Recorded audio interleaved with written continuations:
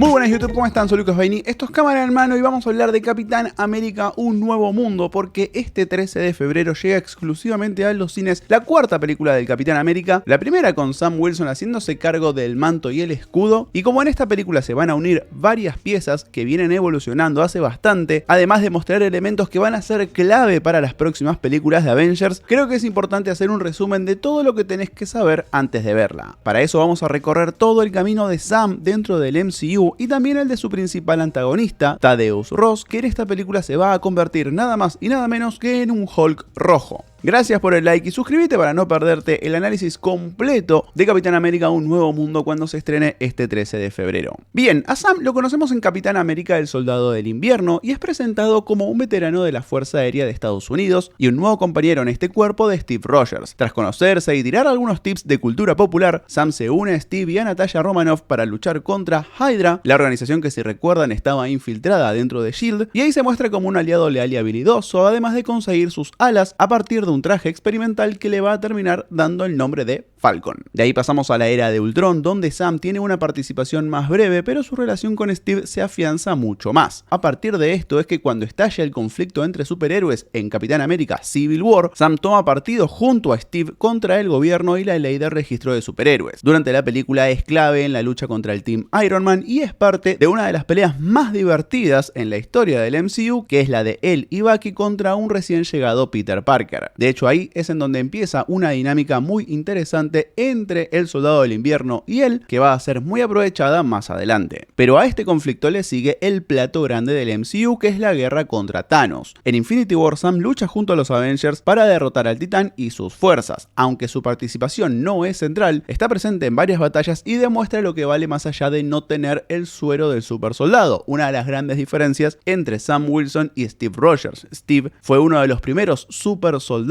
cuyas habilidades fueron aumentadas gracias a un suero, mientras que Sam se vale principalmente de su habilidad y su coraje. Hay que destacarlo, al final de Infinity War Sam es una de las personas que desaparece después del chasquido de Thanos, con lo cual en Avengers Endgame Sam es uno de los que regresa para la batalla final contra el gran villano de la saga del infinito. De hecho, es el que le avisa al Cap que una vez más tiene que mirar hacia la izquierda. Después de la derrota de Thanos, Sam se encuentra con Steve Rogers, quien después de decidir vivir una vida plena en otra línea temporal, le entrega el escudo del Capitán América, simbolizando el legado que ahora Sam debe llevar. Esa entrega marca un punto de transición importante para el personaje que vamos a explorar en su serie, The Falcon and the Winter Soldier, o Falcon y el Soldado del Invierno. Acá se nos muestra que a pesar de recibir el escudo, Sam no está seguro de si está listo para ser el nuevo Capitán América. A lo largo de la serie enfrenta desafíos relacionados con la identidad, el racismo y las expectativas del público. En esta serie también va a conocer un personaje muy importante para su traspaso de Falcon a Capitán América y es Isaiah Bradley. Este señor es un super soldado con quien el gobierno de Estados Unidos experimentó muchísimo y después se encarcelaron y mantuvieron oculto durante décadas. Isaiah va a ser uno de los personajes que vuelva en la nueva película de Capitán América, siendo una pieza muy importante en el inicio del conflicto. En la serie además Sam se va a aliar con Bucky para resolver una nueva amenaza y finalmente asume el manto de Capitán América, empezando una nueva etapa como héroe. Y ahí es donde lo vamos a encontrar a Sam ahora como parte confiable de la seguridad en Estados Unidos, y por lo que se mostró en los avances de Capitán América Un Nuevo Mundo, va a ser clave en la defensa del nuevo presidente del país cuando alguien controle a Isaiah Bradley, ese super soldado que les conté antes, e intente asesinarlo.